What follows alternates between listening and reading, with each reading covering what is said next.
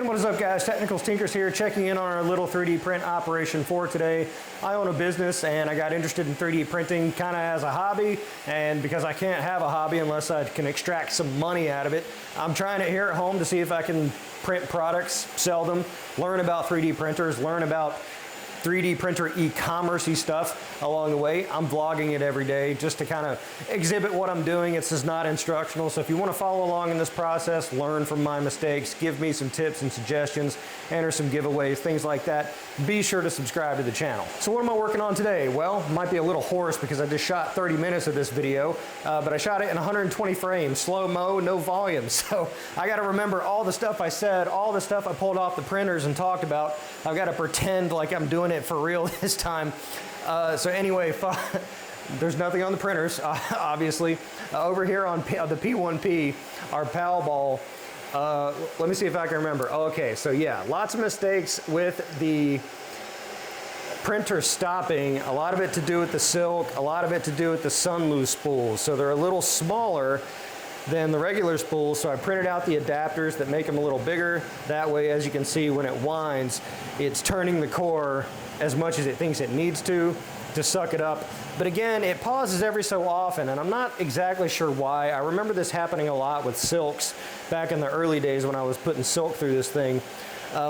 Again, if you know about that, let me know, but I'm running it nice and hot, like 235, or no, like 230 on both of these silks. Because I don't think it should be like a problem with it not being able to push it through. I really have no idea. And when it discharges, you know, silk makes this weird purge. It's kind of like alien looking. I'm not sure what's going on there, but the print itself looks pretty sick. All right, and so up here on Cobra number 2, if you remember past episodes, I had that catastrophic failure where Cobra 2 started to print. It lifted off the plate and started dragging it around and started backflowing. The hot lava started flowing up inside the print head. I've had that happen a few times in the past. And so I took the opportunity to take it apart and swap out the nozzle. And so I swapped it with a 1mm nozzle, but it doesn't seem like a lot of people really run 1mm nozzles on their Cobra 2 Maxes. So I'm kind of coming up short on settings. So I did a relevel, I did a PID, and I'm doing the Orca flow test, and I don't have my Cobras set up to print out of Orca because setting up Octoprint, and it requires like a whole rigmarole to get it set up for Anycubic devices, or particularly the Cobra 2 Max. So I'm not really thinking I want to go through all that, but I did want to do a flow rate calculation through Orca. So I'm doing that now. I already did pass 1 and remarked on it in the video I shot this morning already. So I'm doing pass 2 right now, trying to dial in the settings because running a 1mm nozzle on this thing is going to give me some more flexibility because I've got some other print ideas that don't really require fine detail, and I have the other 3 Cobras. So this one is going to be kind of like the test rig, the guinea pig for that 1mm nozzle, but I am optimistic about it. Over here on the A1, we did a service on it yesterday, lubed everything up, we had some problems with the extruder, some filament getting stuck, so we lubed it all up, got it ready to go. I've got a new character model in the pipeline that I'm going to be putting on the A1. We're going to take a look at that in a second. And over here on the Giga, so if you've been watching, I did a T-Rex head, a really super huge one, and then it makes it to where it has to go into oversized shipping charges, so like $300 something to ship it. So I printed a smaller one that wouldn't have that, so I could sell it for a little bit cheaper, but it's still, you get the idea out of it. You get the vibe of a large T-Rex skull. So that one I took to my stores, one of my retail stores, and try to sell it for, you know, 150, 200 bucks there. If it sells, cool. If not, mark the price down, find out if there's really any market interest. But that one's already out the door, so I need another one.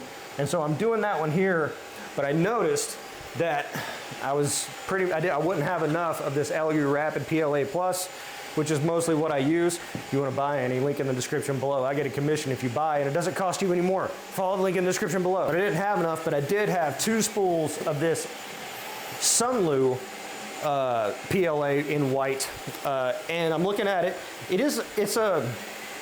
It's like a wider shade of pale.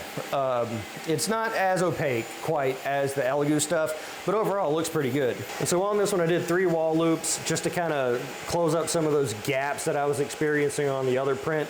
And this is looking pretty good. This one should finish up today. All right, and so what else am I working on? Oh, over here. it finally came in. A lot of people were remarking about how long Bamboo's taken to ship their stuff after Black Friday. But I finally got in my order, 8 kilos of Bamboo, mostly matte PLA, mostly desert tan. So that would allow me to get another character model going. Because I've been kind of holding off on those because I didn't really have enough desert tan to do it. But I've got another character model. If you've been watching the channel, you know that I print those like sexy character models. Most of them are from one designer. And I had asked her like, hey, I got this running joke on my channel, stinkers. So can you make me a skunk girl that's sexy, but not too sexy, not Karinka level sexy? So she did, and I'll put it right here. So I thought it was cute. I'm not much into the furry thing, but you know, it's kind of a cute model just to kind of have around. She'll be the channel mascot until a better one comes along. Maybe a hungry sea creature eating a plastic flush straight out of the P1P. So gonna print that one up. I can do it in 4 colors too, so it's a prime choice for the A1.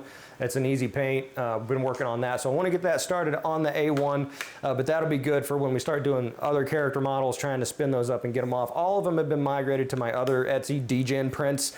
Someone said they like the name DGen prints, so I went with that. Not gonna link that one here, but you could probably easily find it if you're interested in the character models. Additionally, this skull, like I was saying, I shot all this morning. I went into a whole thing about this skull. You know, I've been trying to print more skulls, like the T-Rex skull and whatever. This is a saber-toothed cat, I'm not sure if it's a saber-toothed tiger or a saber-toothed cat, or if there's a difference between the two or what. But this one is printed as big as I can on the Cobra. I just did it in black as a test. It's kind of a waste to film it, yeah, I know. But I just kind of wanted to see where it is because I'm not really smart enough to look at the slice and be able to tell like, okay, here, and here is going to be problems. I need to like see it and hold it and feel it and like see where the problems are so I can like make my adjustments. And so that's why I went ahead and did it. It's not that big of a deal. My only bugaboo about it was it has to print upside down. And that's so like, you know, it's less supports overall. The teeth can print vertically without support. And I was worried about the organics leaving like surface marring or something like that, you know, where they disconnect. But overall, when I popped them off in detail on the previous cut, they came out fine. So it looks pretty good. And this is, again, bigger than what life size would be, but I think that's almost a good thing. I don't think it really matters for a lot of people. Like, you know, if you printed a human skull just really, really big, I think a lot of people would think that's cool. You know, people who are into skulls anyway. So gonna keep going on that. Got to print the teeth out. I might just go straight for it and try to print this one in white, just to have it be, you know, just kind of come off the plate, because this test came out great. So gonna put that over there, look at that a little more, and hopefully get that going today. And as far as other projects are concerned, we're gonna be doing some hopefully dedicated content today, because I kind of had sort of an idea, an original idea. I did arrive at it independently. After the fact, I looked, and like the product does seem to exist in a similar form. But my thinking is, I was walking in one of my stores, smoke shops, and we sell various, they're called stashes, like it's like a fake Coca-Cola can or a fake WD-40 can. People put, you know, what they want to hide inside of it, put it on the shelf, and then if your house is getting robbed or searched or whatever, maybe, you know, it's hidden in plain sight. You know, that's kind of the whole gist behind it.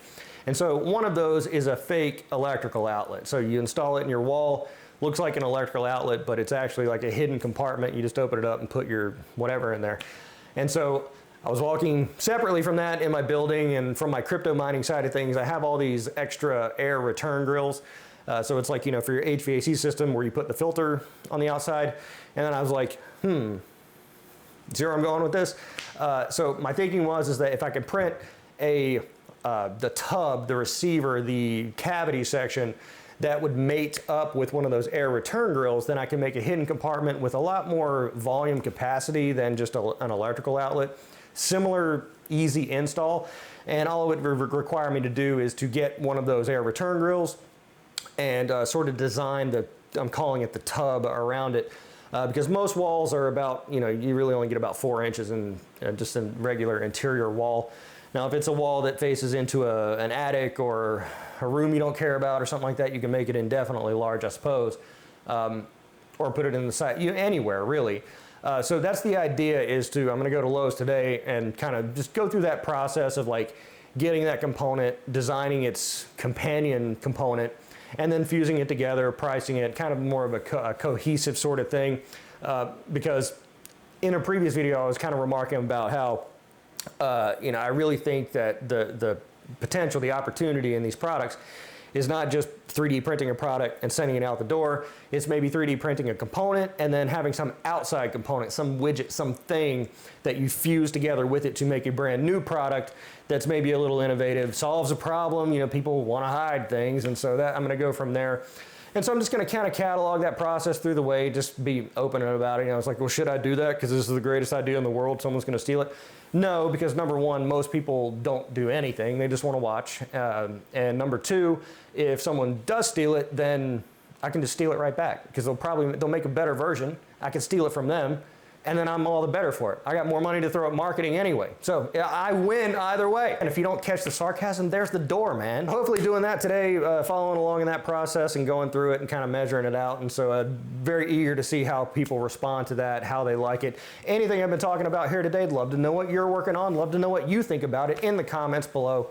Be sure to like the video and subscribe for more content like this. I'm The Technicals. See you next time.